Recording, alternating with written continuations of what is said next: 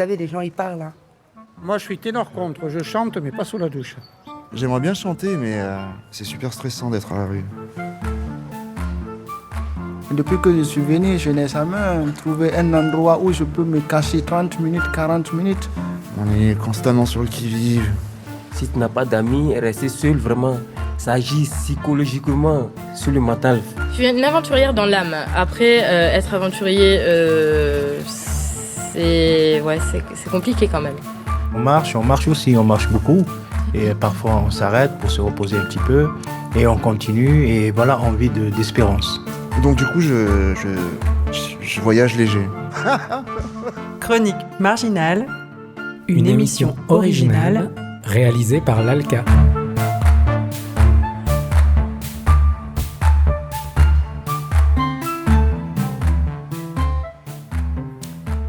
Bonjour.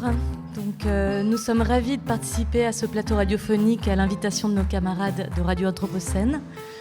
Et nous avons choisi aujourd'hui de partager avec vous nos sources d'inspiration et de réflexion, celles que nous mobilisons au cours de nos recherches et de nos créations, et que nous avons glanées au fil de nos lectures et de nos rencontres géniales. Alors aujourd'hui, on expérimente un format particulier qui tente de dire les écrits des autres, ceux qui nous inspirent et qui fondent notre pensée sur les vulnérabilités.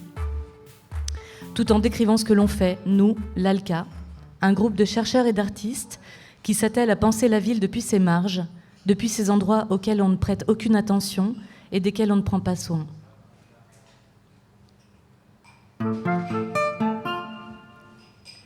Chronique marginale est une tentative de mettre au présent et en poésie une diversité d'expériences et de connaissances qui se rassemblent autour des précarités. Pendant cette émission radiophonique, vous écouterez 6 petites chroniques au son des voix de Julie, de Corentine et de Florent. Et l'ALCA, c'est aussi Simon, Théo, Marina et moi, Yaël. Chronique marginale, une émission originale réalisée par l'ALCA. Du coup, nous avions envie de commencer ces chroniques par une réflexion autour de la fabrique urbaine. En fait, il nous semble important de se dire que quand on se pose la question des précarités, on parle d'abord, on essaie de comprendre comment les villes, elles se fabriquent et comment elles se pensent. On considère que les villes, elles se fabriquent souvent contre les étrangers, contre les ouvriers, contre les prostituées, contre les personnes à la rue. Et c'est un contre qui évolue avec les époques. C'est un point de vue, certes, mais si on regarde l'histoire par ce biais-là, on comprend bien des choix urbains. Alors, on n'a pas voulu ici vous lire un article plutôt qu'un autre, puisqu'on s'est inspiré des théories de Walter Benjamin, d'Henri Lefebvre, du géographe Michel Lussault, du sociologue Arnaud Lemarchand. On a lu aussi, malgré la controverse, Théorie du partisan de Carl Schmitt, du juriste Carl Schmitt. On a côtoyé les travaux d'échelle inconnue, on a aussi observé les performances de Design for Everyone qui fabrique sur du mobilier anti-SDF, du mobilier plus inclusif. On regarde aussi les Pics d'Or, cérémonie de la Fondation Abbé Pierre qui récompense les pires dispositifs anti-SDF de France et d'étrangers. Et à partir de l'ensemble de ces éléments-là, on a écrit ce qui nous apparaît, nous, comme un bout de l'histoire urbaine. Et donc, c'est ce petit texte-là qu'on va vous lire. La distinction spécifique du politique, c'est la discrimination de l'ami et de l'ennemi, nous dit Carl Schmitt. D'après ce dernier, c'est en désignant un adversaire que la communauté politique peut se définir. Les structures de nos villes occidentales découlent de cette dialectique et prennent la forme du rapport qu'elles entretiennent vis-à-vis de cet ennemi qui est simplement l'autre, l'étranger. Ainsi, jusqu'au XIXe siècle, c'est de l'ennemi extérieur, supputé envahisseur redouté, dont les villes se protègent en érigeant des fortifications.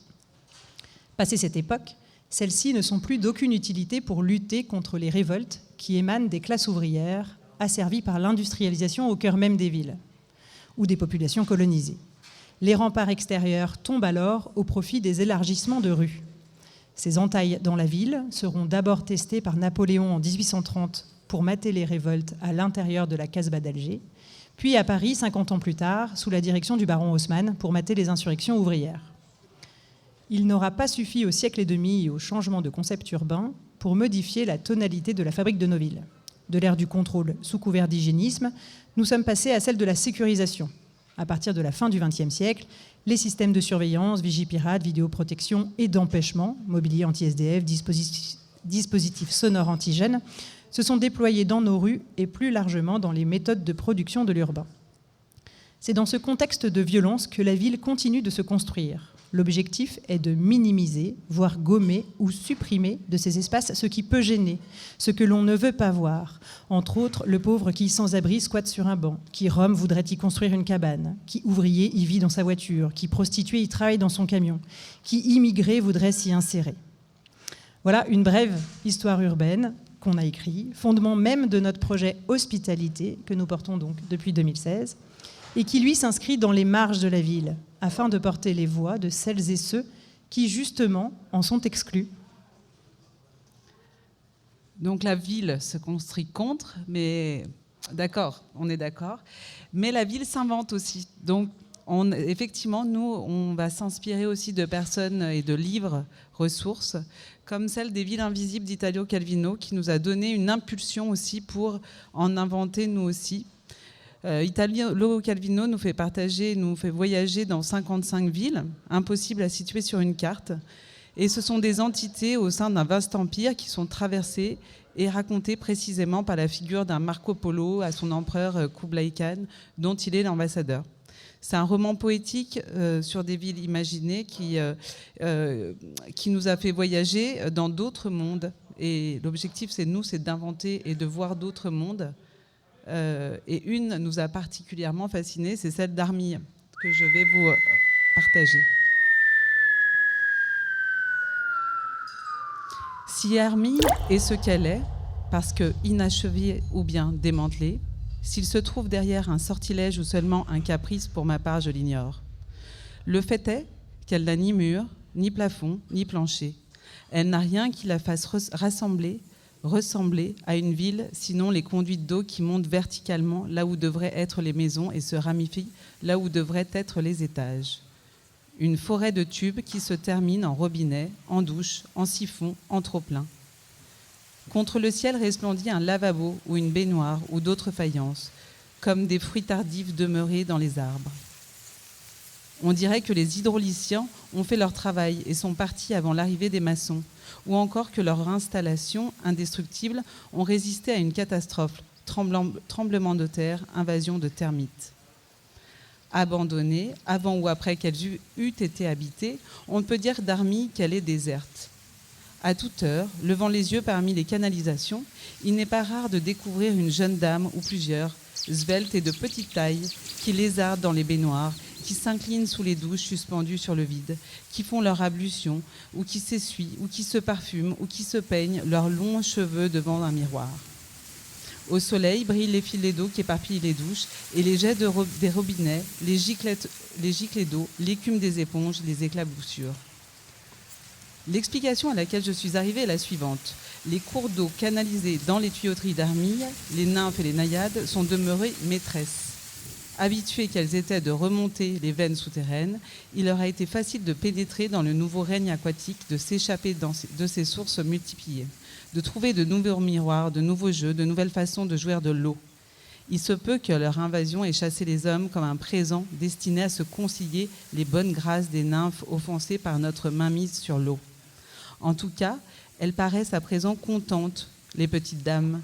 Le matin, on les entend qui chantent. Et si les bains-douches étaient le centre du monde, a été notre hypothèse et notre postulat à la fois scientifique, décalé et poétique pendant 4 ans, autour de ce lieu dédié au prendre soin et à l'eau. Et l'ALCA a le souhait d'inventer une nouvelle ville à partir des bains-douches, en donnant corps à ce lieu à la hauteur de ce qu'ils sont et de ce qu'ils permettent, de ce qu'ils nous racontent d'une ville possiblement hospitalière. Pour ça, on donne la voix à celles et ceux qui viennent régulièrement, comme Sabeg, qui vit dans un mobil-home sans eau et sans électricité, ou Rachid, dont la douche mal conçue est inaccessible pour lui, ou Sadia, à qui on a coupé l'eau et qui évacue ses besoins avec des bouteilles d'eau minérale, ou Patoche, qui n'a pas d'autre abri qu'un pas de porte. On les enregistre et on fait de leur voix les fondations de cette ville issue des marges. Chronique marginale.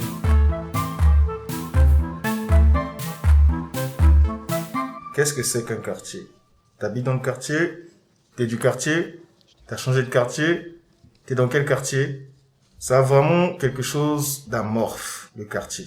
Une manière de paroisse où, à strictement parler, le quart d'un arrondissement, le petit morceau de ville dépendant d'un commissariat de police. Plus généralement, la portion de la ville dans laquelle on se déplace facilement à pied ou la partie de la ville dans laquelle on n'a pas besoin de se rendre, puisque précisément, on y est.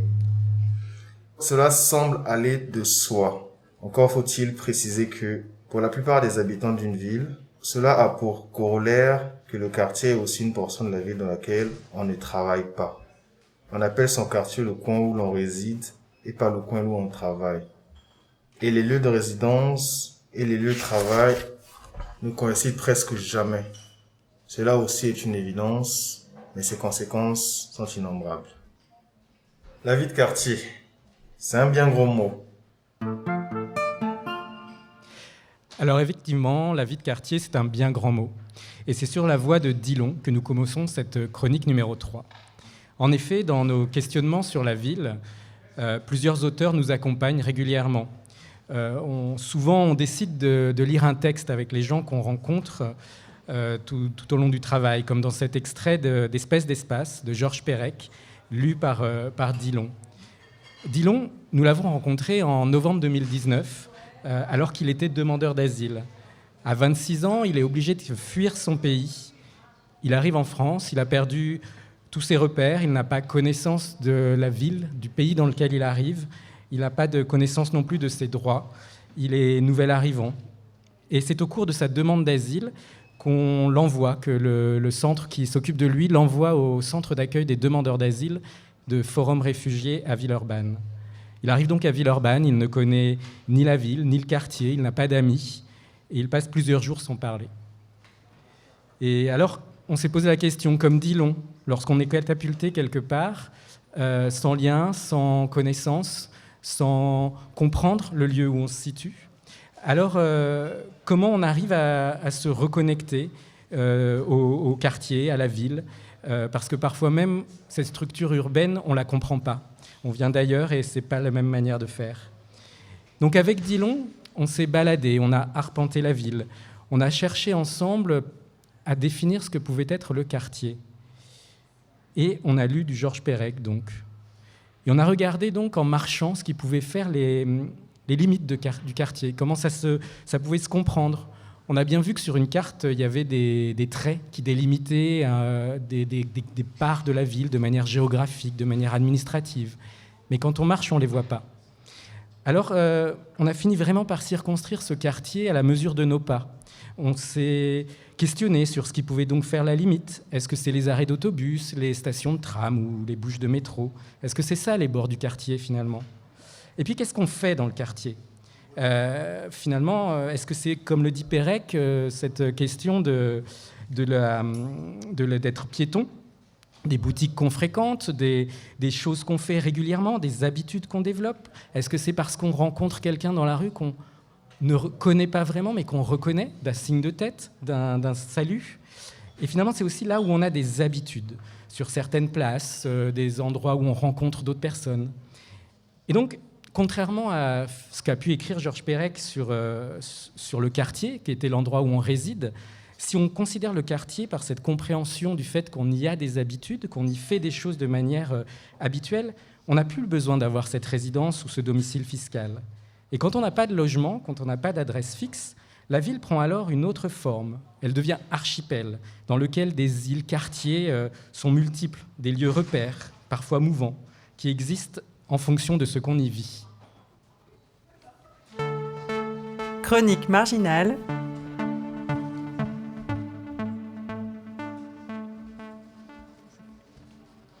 Le terme d'habitation provient du latin habitatio, et exprime le fait d'habiter, la demeure.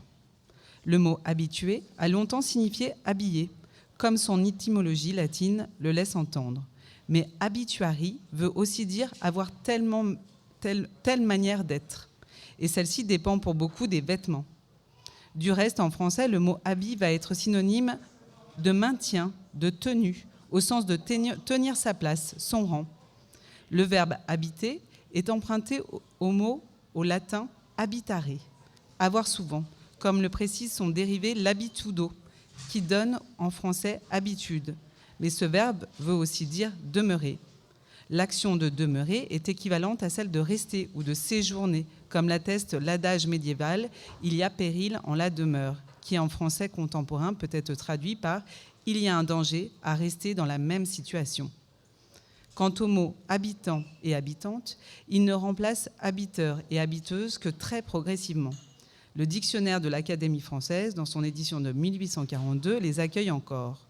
Ces informations nous montrent à quel point le verbe habiter est riche, que son sens ne peut se limiter à l'action d'être logé, mais déborde de tous les côtés, et l'habitation est l'être au point où l'on puisse penser l'un sans l'autre.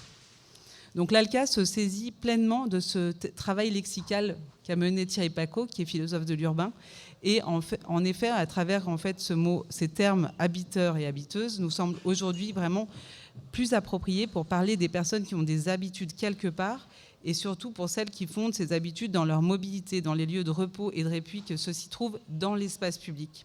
Et ces mots sont devenus un peu dans notre vocabulaire et infusent auprès des partenaires des projets, à tel point que, à force d'utiliser ces mots, d'autres se les approprient.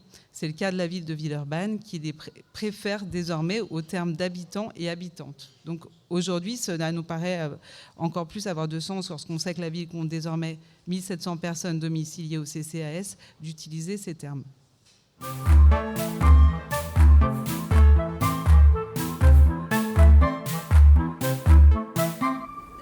J'ai arrivé à Lyon en 2019. Je suis logée depuis une année à un foyer d'urgence, hébergement d'urgence à Bron, à Parc de Chêne. Mais malgré ça, mes enfants toujours ils sont scolarisés ici à Villeurbanne parce qu'on a commencé notre point de départ ici. À Villeurbanne, on ne peut pas quitter Villeurbanne. Ils sont toujours scolarisés ici. Moi aussi, toutes mes activités avec la mairie, avec des associations que je fais avec l'Armée de Salut, avec la maison de famille de Villeurbanne. Toujours, j'existe sur Villeurbanne. On dort là-bas et c'est une petite chambre. Mais mes enfants, ils font l'air de voir sur les lits. On n'a pas l'espace. Eux aussi, il y a des choses personnelles, intimes et tout. C'est-à-dire, même pour faire des téléphones. Moi, mes enfants, ils dorment tôt, je ne peux pas les déranger. Et aussi, même, il n'y a pas d'espace où je mets les chaussures. C'est-à-dire, sous les lits, il est tout plein de cartons pour ranger les vêtements. Vraiment, j'ai beaucoup de sacs où il y a des papiers, des livres. Mais quand même, toujours mieux que la rue. Et toujours mieux que si j'étais chez quelqu'un. Alors, petit aparté, on vient d'écouter Naget, un extrait du récit de ville de Naget. Alors, la réflexion sur les mots dont a parlé Corentine nous a aussi amené à penser la morphologie de l'habité précaire. On vient de le dire, mais lorsque l'on est en temps précaire, on est contraint de se déplacer pour bon nombre de ses besoins. Manger, dormir, se laver, cuisiner, faire l'amour, rêver. Les déplacements ont alors lieu dans l'espace public et ceci dessine une forme de constellation, reliant les points vitaux entre eux. L'ALCA parle d'habiter éclaté. Et tous ces besoins s'expriment dans des lieux spécifiques, comme les bains-douches, la bibliothèque de la Part-Dieu, le restaurant social, le centre commercial dans le même quartier, il y a la gare aussi à la Part-Dieu. Et on fait nôtre une définition de Céline Bonico-Donato, qui est philosophe, et qui les nomme des espaces publics intérieurs. C'est l'objet de cette chronique numéro 5. L'idée est de vous partager un extrait d'un de ces articles qui résonne avec nos réflexions sur ces lieux de repos et de répit, de bien-être, on pourrait dire. Alors je le lis. Les intérieurs publics doivent être qualifiés d'espaces ambigus entre intérieur et extérieur, et d'espaces affectifs, où l'on développe des usages intimes dans des équipements partagés, ce qui garantit des relations entre usagers qui excèdent la simple sociabilité. Ce sont, à contrario, des relations qui sont configurées par des caractéristiques objectives liées à notre être intime ou à des besoins physiques, goût particulier pour les livres et les quotidiens, pratiques sportives ou culturelles. On comprend dès lors leur fonction vitale pour la vie individuelle dans la mesure où ils réassurent le sentiment de soi, ce qui est crucial lorsque l'on n'a pas de chez soi. Ils sont également décisifs pour la vie sociale. Ils garantissent en effet des relations inclusives et chaleureuses entre inconnus, par le partage d'équipements permettant un usage commun. Enfin, ils ont une importance pour la vie démocratique. Pour faire comprendre cette dernière idée, j'utiliserai le terme de république des espaces. La multiplicité d'équipements dans la ville dessine un autre espace urbain que celui de la place centrale et de ses ramifications. On trouve des sphères intimes qui sont imbriquées les unes dans les autres et qui constituent une république au sens étymologique du terme, c'est-à-dire une chose publique dont on use en commun. On peut ainsi tracer un parcours depuis la police grecque jusqu'aux intérieurs publics modernes qui marquent, à mon sens, moins l'éclatement de la République que sa pluralisation dans des espaces diversifiés. Ainsi, je propose de lire les intérieurs publics comme la condition écologique de la démocratie envisagée comme mode de vie. Donc ça, c'était l'article de Céline Bonico-Donato. Ce texte nous a permis de voir les bains-douches non plus comme un service dépendant des politiques, plus ou moins accepté selon les maires en place, mais plutôt comme le fondement même de l'organisation de la cité. Il ne s'agit pas de les laisser exister, mais de considérer que la ville n'existe pas sans eux. Mundësia për të ndëruar, të mirëpresër do thotë të bësh të mundur zakonet e secili. It is to offer the possibility to dream. To dream is to cross borders. Soñar es traspasar las fronteras, dibujar un mañana diferente, flotar por encima del mundo. La possibilité de rêver. Accueillir, c'est rendre possible les habitudes de chacun. C'est offrir la possibilité de rêver. Rêver, c'est dépasser les frontières, dessiner un lendemain différent, flotter au-dessus du monde. Mais comment rêver quand on a tout perdu, qu'on ne peut pas se soigner correctement dans son pays et qu'on nous déplace au gré des affectations? Quand pour acheter à manger, chaque euro est important, que la langue parlée est inconnue des autres, que personne ne nous attend et que l'on n'a que le provisoire du CADA pour unique repère. Comment rêver quand le parcours quotidien s'emplit de rendez-vous administratifs, qu'il n'est pas possible de travailler ou qu'on est menacé par le simple fait d'être une femme? Quand on ne pense plus à soi mais uniquement aux nécessités pour survivre, que son enfant handicapé risque la mort, ou que les espaces refuges comme le CADA deviennent incertains. Comment rêver quand le corps s'est accoutumé à souffrir chaque jour d'avoir dormi sur un trottoir, quand notre vie est menacée parce qu'on est issu d'une minorité et que la violence subie est toujours présente, quand les rendez-vous médicaux sont quotidiens mais que l'hôpital est à plus d'1 heure de trajet de chez soi. Comment rêver quand on veut que cela cesse? Pour rêver, il faut s'aménager une place, un espace-temps rien qu'à soi, un lieu et un moment, si difficile à trouver. Alors ce questionnement sur les stratégies mises en place pour pouvoir se poser quelque part et rêver, se projeter dans l'avenir, c'est l'objet de notre dernière chronique d'aujourd'hui. Et ce questionnement vraiment sur l'impossibilité de rêver, il nous est venu lors de notre travail de recherche et création sur l'hospitalité dans les espaces publics, notamment au CADA, Centre d'accueil des demandeurs d'asile. C'est là-bas que nous avons rencontré Elisa, dont on a changé le prénom parce qu'elle se sent toujours pas en sécurité, même ici en France. Elle a fui son pays parce que y être femme, c'est dangereux, parce qu'il n'y a peu de perspectives d'avenir quand on est une femme, qu'il est difficile même d'être respectée, et qu'en permanence, on est habité par la peur d'être agressé, parfois même par les hommes de sa propre famille. Alors oui, comment rêver quand une fois arrivé dans un pays que l'on pensait pouvoir être un refuge, on se voit rejeté, inconsidéré et poussé au retour? Elisa est en recours de demande d'asile, qui lui a été refusé.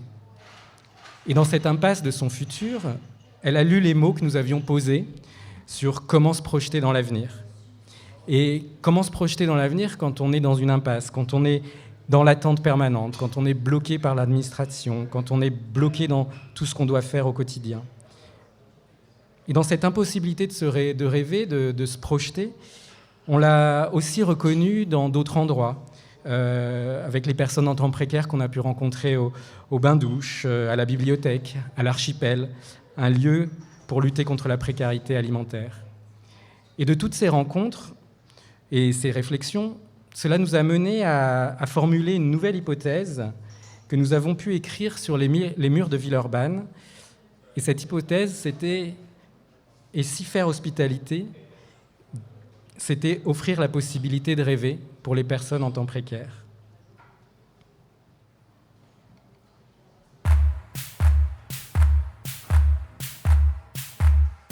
C'était Chronique marginale, une émission radiophonique de l'ALCA avec la complicité du compositeur Bertrand Larieux.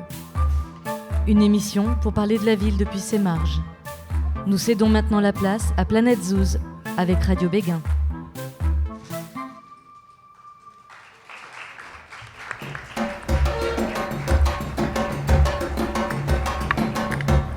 Radio Anthropocène, à l'écoute du changement global.